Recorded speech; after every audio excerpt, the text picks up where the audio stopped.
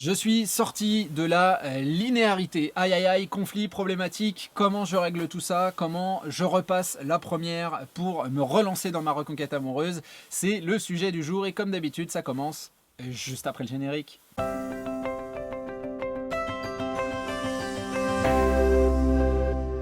Salut à vous, c'est Jean-Baptiste de jbmarcy.com, ravi de vous accueillir aujourd'hui pour continuer nos réflexions autour de votre reconquête amoureuse. Et cette semaine, on s'intéresse à la sortie de piste. Vous avez un petit peu dérapé, vous êtes sorti de cette fameuse linéarité et aujourd'hui, vous vous demandez un petit peu comment retirer cette épine de votre pied pour revenir sur les bons rails et continuer votre reconquête amoureuse. Quand on pense à ce genre de situation, très clairement, on pense à trois causes qui ont toutes les mêmes effets, à savoir le conflit, que ce soit un reproche vis-à-vis de ce qu'on vous a dit, ce qu'on a pu faire contre vous, hein, je pense à l'idée de se mettre en couple ou de refuser un rendez-vous ou de ce genre de choses, que ce soit du questionnement, sinon c'est la deuxième idée, hein, vous avez posé des questions un petit peu trop curieuse, voire un petit peu trop intime, et votre ex a commencé à se dire « Ah tiens, ça ressemble à de la déclaration amoureuse, ça ressemble à de la prise de position que tu devrais pas avoir, peut-être que même ça ressemble à de la manipulation, donc laisse-moi tranquille. » Ou effectivement, troisième cas de figure, la grosse déclaration, peut-être qu'elle n'est pas si grosse que ça, mais on a compris à travers vos dires que les sentiments étaient extrêmement présents, et du coup, la pression est présente, mon ex met une barrière, peut-être me rentre dedans même, hein, possible qu'on ait sorti des miradors, les mitrailleuses, et on a commencé à tirer à tout va. Du coup, aujourd'hui, je ne sais pas quoi faire.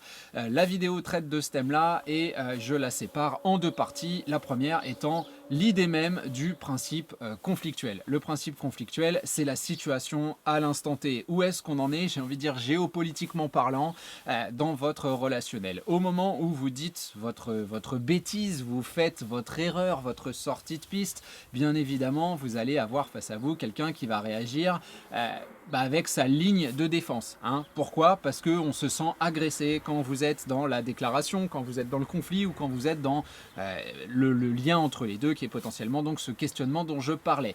On sent que vous n'acceptez pas, vous ne comprenez pas ou alors vous revenez sur un espèce de pacte qu'on a signé.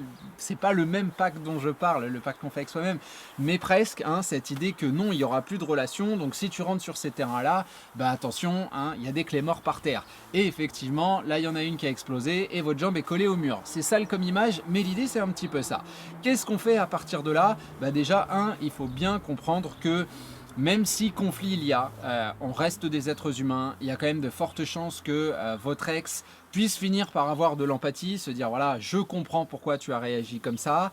Maintenant, ce sera peut-être pas immédiat, très clairement, et puis ce sera peut-être pas verbalisé. Mais on compte sur une idée qui est très simple, qui existe depuis la nuit des temps, qui nous a même formés, et j'ai nommé le temps. Hein. Je veux dire très clairement, tous les ressentiments humains, colère, haine, rancœur, etc., etc., vous pouvez tous les nommer, allez-y, listez-les dans les commentaires si ça vous fait plaisir.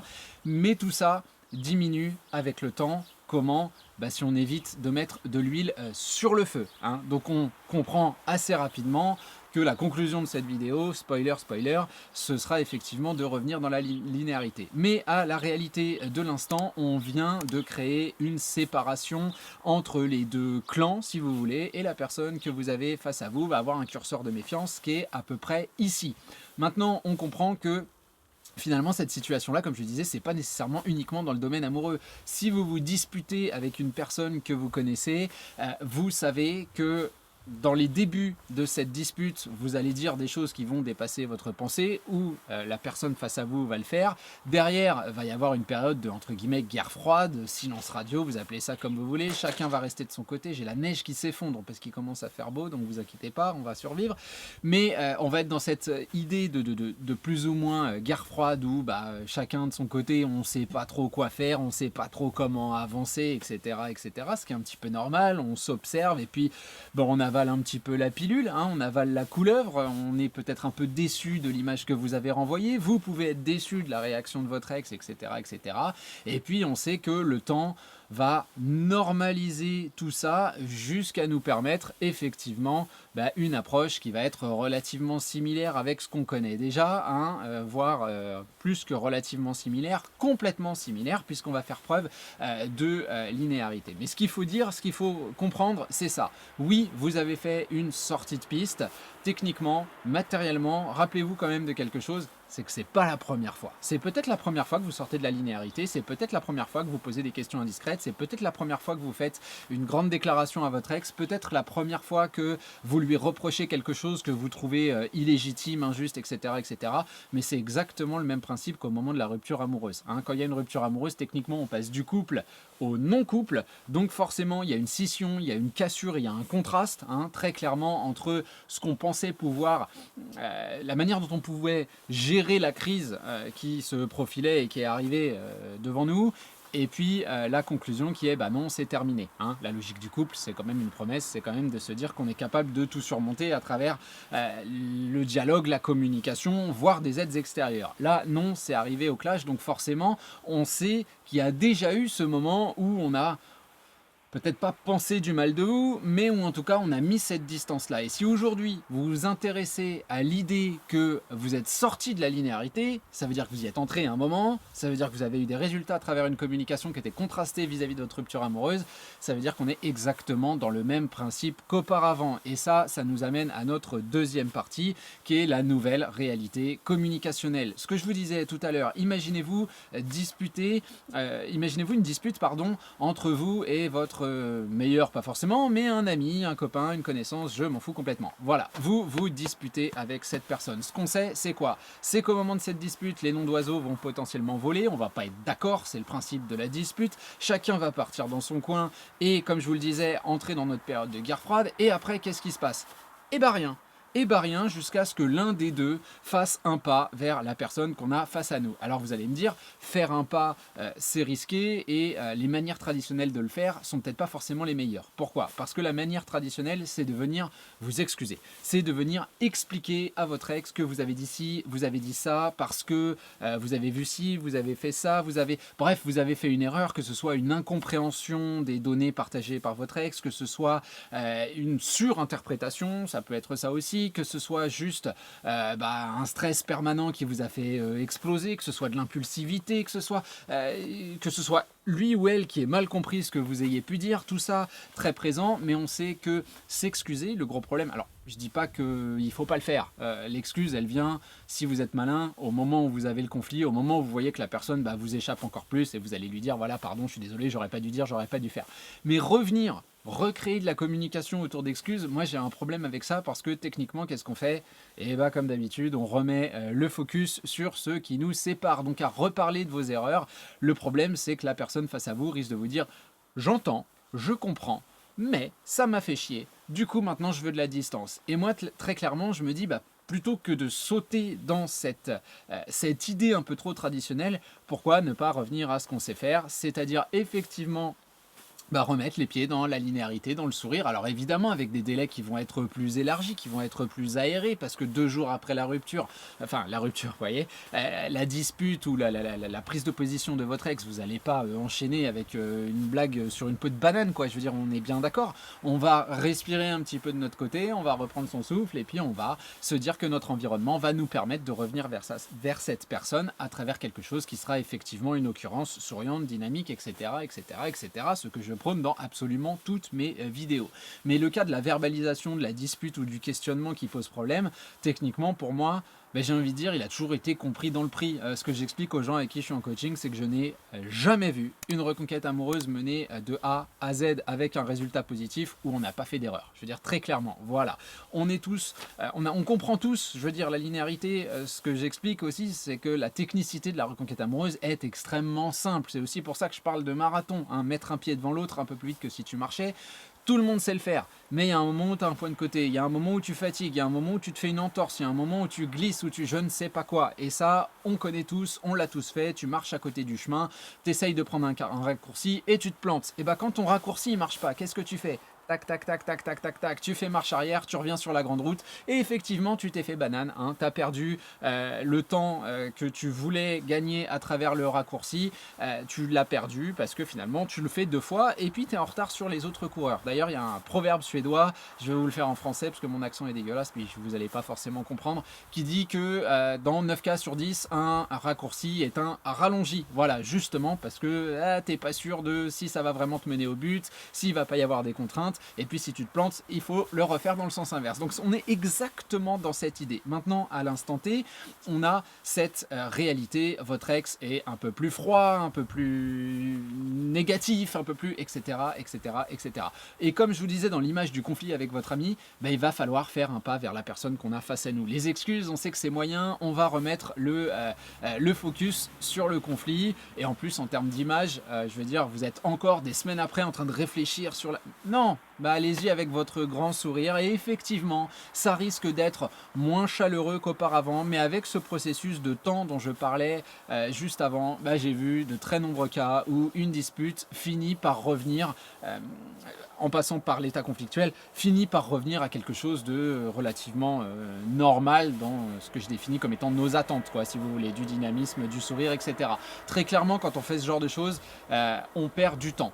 Et puis le souci, c'est que on a souvent aussi l'image, l'idée que ce que j'ai dit, ce que j'ai fait me définit. La réaction négative de mon ex est une preuve que ce ne sera plus jamais possible entre nous. Mais ce qu'il y a dans sa tête, ce qu'il y a dans son cœur, très clairement, d'abord, c'est pas, comment dire, focalisé uniquement sur vous. Ça évolue au quotidien. Donc, se dire ça, ça n'a absolument, à mon sens, aucun sens. On veut continuer à se dire que voilà, les chances sont encore là, il va falloir que je reprenne la communication, ça va être un petit peu bizarre au début, mais l'image peut s'améliorer au fur et à mesure. Et pour les gens qui me disent non, moi je connais mon ex, nanani, nanana, ben, je prends toujours des grandes images qui parlent à peu près à tout le monde, alors évidemment selon les générations, selon votre âge, etc. etc. Mais pendant que j'étais en train de préparer cette vidéo, l'image qui m'est venue, alors c'est pas celle de l'image de l'Allemagne nazie qu'on a aujourd'hui, non, j'ai décidé de changer, c'est l'affaire du sang contaminé que vous avez peut-être entendu, années 80, 90. Gros, je vais pas rentrer dans les détails parce que je suis pas du tout scientifique, mais on sait que grosso modo, il y a des gens qui se sont fait transfuser du sang et le sang, comme son nom l'indique, était contaminé. Donc grosse affaire qui touche absolument beaucoup de médecins, etc. Et puis il y a des noms dans la presse qui sont cités et qui sont responsabilisés. Et je vais utiliser le plus connu de tous, qui est Laurent Fabius, qui est un homme politique, voilà, qui est très très très connu. Sa réputation est absolument détruite à ce moment-là. Et on voit que dans les années 2000, le type devient quand même ministre de l'économie. Et là, on se dit, le type, il est passé du « t'es un moins que rien, ce que t'as fait, c'est ignoble, il y a des gens qui sont morts, etc. T'as super mal géré, etc., etc., etc. » à « mec, on te fait confiance, vas-y, tiens, voilà les clés du camion, gère le pognon des Français. » Est-ce qu'on voit le contraste qui existe dans l'image, dans la confiance qui est apportée à ce type-là? Alors évidemment, pas du côté des familles qui ont vu leurs proches décédés. Hein, on est bien d'accord, je pense que pour eux, Laurent Fabius, il y a encore sa tête accrochée sur une cible et on lui envoie toujours des fléchettes dans les yeux 20 ans, 30 ans plus tard. On est bien d'accord. Mais il y a quand même cette idée qu'entre-temps, qu'est-ce qui s'est passé? Eh ben, il s'est gentiment mis de côté et puis il est revenu un petit peu ailleurs. Voilà. Et il nous a pas reparlé du sang contaminé. Hein. Il est pas, si vous voyez ses discours aujourd'hui, il vient pas nous dire français, française, je suis absolument désolé de ce qui s'est passé. Non, hop, on a laissé ça à la poubelle et on est parti sur autre chose. Alors évidemment, j'ai pas de connaissances particulières dans ce domaine-là, c'est juste que l'image m'avait frappé et c'est vrai que ce type-là aujourd'hui, et vous le voyez dans tous les comment dire, dans tous les grandes problématiques politiques, hein, les affaires qui mouillent les hommes politiques, ces types-là, on les voit après sortir dans la presse, on les voit avec un grand sourire. On peut parler de l'affaire Kadhafi avec Nicolas Sarkozy. Dernier match du Paris Saint-Germain que j'ai regardé, il était encore dans les tribunes à côté de El Khalifi, quoi, tu vois, avec son grand sourire. Et pendant un moment, il était même question qu'il rentre dans l'organigramme du Paris Saint-Germain. Enfin, je veux dire, pour moi, c'est juste qu'est-ce qu'il fout là, quoi. Il devrait même pas être, on devrait pas l'autoriser à venir ici, quoi. Mais bon, bref, ça c'est une autre idée. Mais vous voyez l'idée que finalement, il peut se passer un truc qui a l'air énorme. Et puis, au fur et à mesure du temps et d'une communication qui va être maîtrisée, cet impact-là, cet effet-là, il va diminuer au fur et à mesure du temps. Mais oui, bien sûr, dans ce cas-là, bah, les principes de base sont les principes clés. Hein, toujours et encore, le fait de revenir à cette communication. Par contre, soyez malin, vous avez fait une connerie une fois, bah, c'est pas pour la refaire la semaine d'après, c'est pas pour remettre de la pression, c'est pas parce qu'à force, oui, on va se dire non, mais lui ou elle, il comprend vraiment rien, il me les brise, voilà, il faut vraiment qu'il me laisse tranquille. Mais qu'il y ait des écarts, des sorties de route par-ci par-là, c'est quelque chose qui est absolument compréhensible, même si on ne vous le dit pas forcément. Je pense qu'à réflexion, a posteriori, votre ex peut aussi comprendre certaines choses. Encore une fois, ce ne sera pas nécessairement verbalisé, mais nous, notre but, quand on sort de la linéarité, bah, tout ça pour ça, hein. Je parle beaucoup pour dire la même chose, pour dire des choses très très simples, mais je pense que c'est utile. Bah, quand on sort de la linéarité, et ben on fait marche arrière, on revient sur la piste, on repasse la première et on est reparti, quoi. On est reparti pour faire les je sais plus combien, 200 miles d'Indianapolis. Il y a beaucoup de tours, un Grand Prix de Formule 1, je crois que c'était 60 tours à l'époque quand je regardais, je sais plus. Mais il y a quand même cette idée que voilà, ouais, et puis là, bah, ta bagnole elle a calé, tu t'es mangé un mur, elle roule encore, tu as de la chance, donc hop, tu recules et tu repars certainement en dernière position, tu as perdu plein de temps, plein tout ce que tu veux. Et comment tu vas le regagner le temps? En appuyant sur l'accélérateur, Coco, je veux dire, à un moment, il n'y a pas 50 solutions. Donc là, c'est pareil. On va repartir dans tout ce qu'on sait faire. Et ce coup-là, bah, on va essayer de s'y tenir, hein, quand même. Voilà, je vous abandonne là pour cette semaine. Comme d'habitude, vous n'oubliez pas que vous pouvez soutenir la chaîne avec les likes, en vous abonnant, en appuyant sur la petite cloche pour recevoir les notifications dès qu'elles sortent. Vous avez les super merci, là, le petit cœur en bas de la vidéo. Vous avez la flèche sous le titre de cette vidéo qui vous permet de dérouler un petit texte où vous avez tous les liens qu'on me demande très souvent, à savoir le coaching, les formations, la boîte mail, la newsletter, etc., etc., etc. Et si vous avez besoin de plus d'infos, vous pouvez m'envoyer un mail directement, justement. Vous pouvez aller sur mon site internet et vous trouverez l'espace contact. Il n'y a absolument aucun souci. Voilà, je crois que j'ai fait à peu près le tour pour cette semaine. On se retrouve jeudi prochain. Et d'ici là, on fait marche arrière, on se remet sur la piste et on appuie sur l'accélérateur. Ciao, ciao!